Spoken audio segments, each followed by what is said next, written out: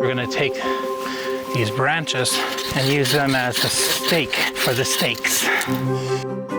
When I was a kid, I asked my parents, hey, when can I cook? And they said, when you can reach the top shelf of the cupboard, you can cook. I came home with that stool, told my parents, can I cook now? Because I can reach the top shelf. And they said, okay, I guess so. Mi'kmaq is my first language. Mi'kmaq language, the meaning of the words is descriptive. Like the area this was called prior to being Cape Blomidon, it was called Gajuig, in it where the water stops flowing. We're seeing the word live up to its name just by observation. What we have cooking here, this is probably one of the oldest Mi'kmaq ways of cooking. He'll stick the meat onto the steak, and then he'll stick that steak into the ground and hang it over the fire as such. And then he'll slowly turn it.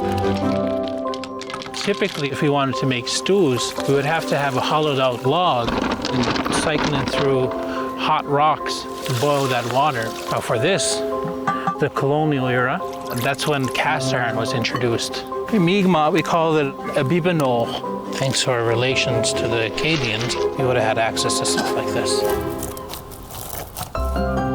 The Luskadigan is the Indian Act era. Either you cook it on the steak or you bake it in the oven with a little bit of ash for flavor. So like pre-colonial, colonial, and Indian Act. 3 eras of cooking.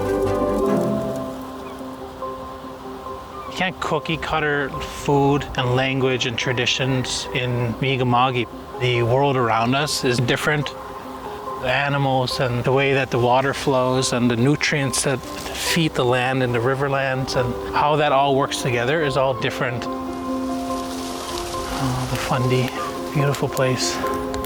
I never felt more at home than I do right now. Food's ready.